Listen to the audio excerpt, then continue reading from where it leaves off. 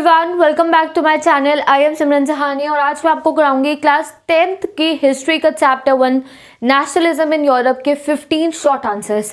तो ये जो 15 शॉर्ट आंसर्स है, अगर आपने ये कर लिए तो you will be fully prepared for your exam. Why? Because ये जो क्वेश्चंस है ये मोस्ट रिपीटेड वन है आपके बोर्ड एग्जाम्स के लिए। तो देखो, कुछ एक इंपॉर्टेंट मटेरियल होता है, अगर आपने वो कर लिया your 80% of the chapter is completed. तो इन 15 शॉर्ट आंसर्स को करो। जो आपके जो 1 मार्क क्वेश्चन होते हैं जिनको वेरी शॉर्ट बोला जाता है, उन पे मैं वीडियो ऑलरेडी बना चुकी हूँ। ये है रिवीजन बैच क्लास 10 के एसएसटी का। तो डिस्क्रिप्शन बॉक्स में प्लेलिस्ट गिवन है, आप 1 मार्क क्वेश्चन जाके पहले उसमें से पढ़ो। यहाँ पे मैं 15 शॉर्ट आंसर्स कराऊंगी। कुछ का आंसर मैंने बोर्ड पे लिखा है, कुछ का आंसर डिस्क्रिप्शन बॉक्स में पेस्ट करा है, वहां से आप देख सकते हो। और ये 15 क्वेश्चन जब आपके कंप्लीट हो जाएंगे, फिर हम बाद में वीडियो बनाएंगे लॉन्ग आंसर्स की, जिसमें आपको सिर्फ मैं 5 लॉन्ग आंसर बताऊंगी।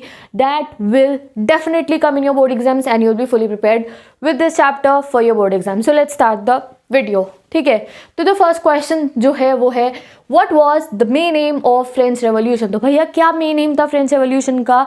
To create a sense of collective identity among the people. तो कई बार 1 मार्क के क्वेश्चन में, शॉर्ट क्वेश्चन के अंदर आपको एक लाइन देखने को भी आ जाती है, and this 1 line will give you full marks. To create a sense of collective identity among the people, like लोगों के मन में what did we read in this chapter. अपने नेशनलिज्म इन यूरोप में क्या पढ़ा? देखो, पहले लोगों में नेशन टाइप की कोई फीलिंग नहीं होती थी, नेशन उन्हें पता ही नहीं होता था। जैसे अभी we feel like we are Indians. ठीक है, इंडिया के ऊपर कुछ बात आ जाए तो हम सब कुछ लेके खड़े हो जाएंगे, नहीं भैया हम तो इंडियन है, हम तो इंडियन है। बट उस जमाने में ऐसा नहीं होता था। मोनार्की होती थी, किंग जो होता था वो रूल करता था, एंड जो किंग होते थे वो डोमिनेट करते थे जनता को। तो वो लोग इतना कनेक्टेड नहीं होते थे अपने नेशन से। बट धीरे धीरे एक समय आया जब फ्रांस के अंदर रेवोल्यूशन हुआ and people started feeling the nation वाली फीलिंग, तो उसको क्या बोला गया? नेशनलिज्म। ठीक है, next question, what was the main aim of treaty of Vienna 1815। तो सबसे पहले एक 1 मार्कर भी आपका यहाँ हो रहा है। ट्रीटी ऑफ वियना कब साइन हुई थी? 1815। बिल्कुल याद कर लो ट्रीटी ऑफ वियना, एक दिन अपने हाथ पे लिख लेना और सो जाना, याद हो जाएगी। सुबह उठ के जब नहाते हुए साफ करोगे then you will definitely remember it. कोई डेट एंड इवेंट होती है, लर्न नहीं होती, हाथ पे लिख के सो जाओ, अगले दिन सुबह उठ के धो ले लिया करो जब नहाते हो। देन ऐसी कुछ चीजें आपको आराम से लर्न हो जाती है। खाते पीते उठते जागते तुम्हें दिखाई दे रहा है ट्रीटी ऑफ वियना 1815 है, लर्न हो जाएगी। ये मैंने एक बहुत सिंपल सा एग्जांपल दिया। कोई भी ऐसी एक डेट एंड इवेंट जो आपको लर्न नहीं होती है, मैं तो अपने यहाँ पैर पे लिख लेती थी नीचे की, जब भी आप पढ़ रहे हो आपको याद हो जाएगा, 2-3 दिन बाद उसे साफ कर लो, देखते देखते लर्न हो जाता है। ऐसे थोड़ी हर चीज रट्टा मारने से और ऐसे करके आपको लर्न होती है। ट्रिक्स होती है लर्न करने की, that you have to follow. Next question, oh sorry, ये क्वेश्चन का आंसर तो बता दूं। What was the main aim of treaty of Vienna. तो the first goal was to establish a new balance of power in Europe which would prevent imperialism in Europe, and the second goal was to maintain peace between the great power. जितनी भी great powers थी उनके बीच में peace maintain रहे। तो अगर आपने treaty of Vienna long answer में प्रिपेयर करा तो डेफिनेटली इसको आप आंसर कर सकते हो। Next question, who was Frederick sorry. ठीक है, तो ये जो चैप्टर है मैं आपको क्वेश्चन डिटेल में से एक्सप्लेन नहीं करूँ, बिकॉज आई वॉन्ट वीडियो के लेंथ टू 8 से 10 मिनट की। 10 मिनट में 15 क्वेश्चन हो गए, खत्म कहानी। लर्न करो बैठ के, आधे घंटे में लर्न करने हैं। ये जो आपका पूरा चैप्टर है कंप्लीट हो गया। ठीक है, तो एक्सप्लेनेशन चाहिए तो डिस्क्रिप्शन बॉक्स में प्लेलिस्ट गिवन है क्लास 10 एसएसटी फुल एक्सप्लेनेशन की, तो जाके पढ़ सकते हो। हाँ, जो मैंने चैप्टर पढ़ाया है आप लोगों को नेशनलिज्म इन यूरोप, वो मैंने छोटे बोर्ड पे पढ़ाया है। तुम्हें बोर्ड पे लिखा हुआ मेरा कुछ समझ में नहीं भी आएगा, बट अगर तुमने वो जो मैं बोल रही हूँ खाली वही सुनिए ना, बोर्ड पे तो भाई एनसीईआरटी लिखे हो तो तुम्हारे पास भी है। ठीक है, तो मेरे पास छोटा बोर्ड था उस पर पढ़ाया। बट अगर नेशनलिज्म इन यूरोप मेरी वीडियो से पढ़ लिया ना, तो एक चीज़ भी ऐसी नहीं होगी जो तुम्हें क्लियर नहीं होगी। ठीक है, तो थ्योरी सब्जेक्ट है, ह्यूमैनिटीज स्ट्रीम का हिस्ट्री एक मेन स्ट्रीम सब्जेक्ट है। जाके नेशनलिज्म इन यूरोप मेरी वीडियो से पढ़ लो, क्रिस्टल क्लियर हो जाएगा। ठीक है, so go and study it. Next question, who was Frederick Sorrieu. तो फ्रेडरिक सॉरी हमने देखा है वो एक फ्रेंच आर्टिस्ट है। उन्होंने who prepared a series of 4 prints visualizing his dream of a world made up of democratic and social republic। तो वो जो फर्स्ट पेंटिंग हमने देखी थी, कई बार बच्चे बिल्कुल भूल जाते फ्रेडरिक सॉरी के बारे में, बिल्कुल इस पेंटिंग पे ध्यान ही नहीं देते। 100% क्वेश्चन आएगा इस पेंटिंग के ऊपर आपके एग्जाम में। Next question, what is the origin of the world liberalism. कभी कभी इतने आसान जो क्वेश्चन होते हैं ये भी 3 नंबर के क्वेश्चन में आ जाते हैं। तो लिबरलिज्म की जो डेफिनेशन है वो तो हमें पता ही है, लिबरलिज्म का मतलब क्या है, बट इसका ओरिजिन, इसका रूट वर्ड कौन सा है? इसका रूट वर्ड क्या है? लिबर, जो एक लैटिन वर्ड से लिया गया है, और इसका मतलब क्या है? फ्री। तो याद रख लो इसको, एमसीक्यू में भी आ सकता है और आपके शॉर्ट आंसर में भी आ सकता है। Next question, what was the new name given to the state generals. तो स्टेट जनरल्स को न्यू नेम क्या दिया गया था? तो we all all know state generals को न्यू नेम दिया गया था जनरल असेंबली। ठीक है, ये कंप्लीट हो गया आपका। अब आ जाओ इस चैप्टर के मोस्ट इंपॉर्टेंट शॉर्ट आंसर पे। मुझे तो बिल्कुल लग रहा है कि आएगा ही आएगा आपके एग्जाम के अंदर, तो इसे लर्न करना ही करना पड़ेगा। तो what is the question, what was Zollverein, why it was formed. तो इन 1834 लिख लो अपने हाथ पे, सो जाओ आज लिख कर, याद हो जाएगा कल तक। तो 1830 फॉर्म में ज़ोल्वेरिन जो है वो फॉर्म हुआ था। अब ज़ोल्वेरिन क्या है, it is a custom union और Zollverein it was formed at the initiative of Prussia and was joined by Germany states. तो प्रूशिया के इनिशिएटिव पे ये बना था एंड जर्मनी के स्टेट्स ने इसे ज्वाइन करा था। It was found to harness the economic interest which led to national unification of Germany. ठीक है, तो ये आपको पूरा आपको आंसर लर्न करना है एंड डेफिनेटली ऐसे ही आप आंसर लिख दोगे, you will get full marks.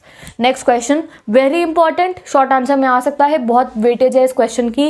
Which two underground society were made by Giuseppe Mazzini. कौन सी दो सोसाइटी थी, तो first is young Italy in Marseilles and the second one is young Europe in Berne. ठीक है, तो ये आपके हो गए दोनों।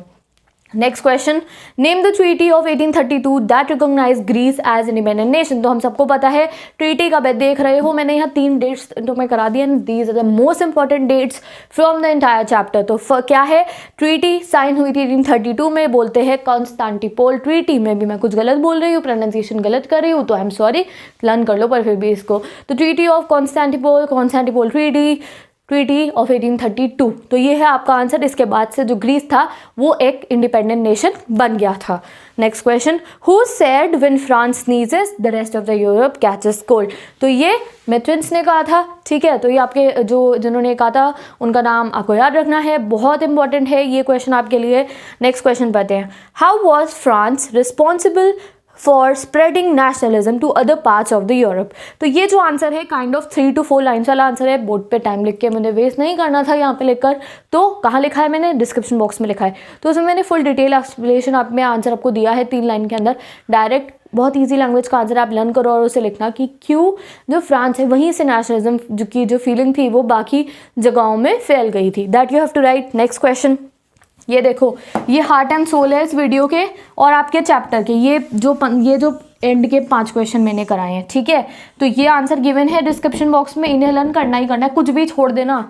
ये नेक्स्ट क्वेश्चन देखो, describe any 3 hardships face by the Europeans in 1830। भैया 2 चैप्टर तो बचे हैं इसमें से, ऑब्वियस है ये क्वेश्चन आएगा। 2017 में ये क्वेश्चन आया था, जिस साल मैंने एग्जाम दिया था अपना। और देखो मैंने कई बार ना, मैं ये ट्रिक अपनाती हूँ, मैं बताती नहीं हूँ किसी को, but I am telling you 10 students, 2017 के जो क्वेश्चन होते हैं ना, कई बार वो 2021 में रिपीट हो सकता है, क्योंकि 2016 के क्वेश्चन 2020 में रिपीट हुए थे। देख रहे हो ये ऑड इवन का चक्कर। तो ये ऑड नंबर 2017 का जो कुछ क्वेश्चन है, मुझे ऐसा लग रहा है चांसेस है कि वो 2021 में आते हैं, और वही देख के यहाँ मैंने इंपॉर्टेंट क्वेश्चन फाइनलाइज करे हैं आपके। ठीक है, I am not giving you 100 question, 20 question, 30 question भैया लर्न कर लो। I am not a refresher, I am your friend, I want to tell you the important and a limited matter. ठीक है, तो ये आपको लर्न करना ही करना है। Describe any 3 hardship face by the Europeans in 1830, learn it. Next question, how was the concept of nationalism introduce by France. तो ये नेशनलिज्म वाले कॉन्सेप्ट के ऊपर डिफरेंट तरीके से आपको क्वेश्चन आएंगे एग्जाम में, और आंसर करने का तरीका डिस्क्रिप्शन बॉक्स में गिवन है। अभी भी कोई क्वेरी होगी, कुछ समझ में नहीं आएगा, आप मुझसे कमेंट करके पूछ सकते हो। Next question, how had the female figures became an allegory of nation.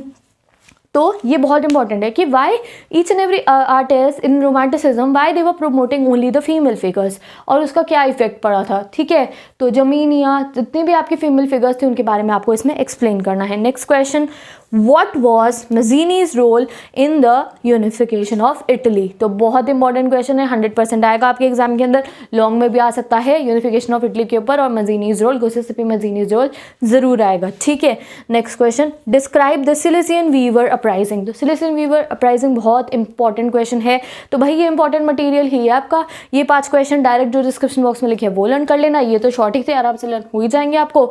So with this I am ending today's video. ये 15 क्वेश्चन हो गए, MCQ करवा चुकी हूँ, लॉन्ग कर लेंगे, फिर एक रिवीजन मारेंगे इस चैप्टर का 20 मिनट के अंदर, पूरा का पूरा नेशनलिज्म। टाइम आने दो, अभी मुझे पता है मैं वीडियो डाल दूंगी, तुम देखोगे ही नहीं रिवीजन की, तो एग्जाम की डेट शीट अनाउंस होने तो रिवीजन कराऊंगी 20 मिनट के अंदर, चैप्टर और भी ज़्यादा क्रिस्टल क्लियर हो जाएगा, and then you will get 100 marks in SST। Okay, so with this I am ending today's video. Best of luck for your board exam preparation. कोई query ask me down in the comment section. Study tips by Simran Sahni playlist देखो, रात को कैसे पढ़ना है और आपको कैसे अपने जो टाइम टेबल है उसको मैनेज करने, कैसे टाइम टेबल पे फोकस करने, कैसे पढ़ाई पे फोकस करोगे, कैसे आप अपने सारे सब्जेक्ट्स को मैनेज करोगे और कैसे SST का सिलेबस जल्दी से जल्दी कंप्लीट कर सकते हो। Each and every video is there, so go and watch the study tips by Simran Sahani playlist.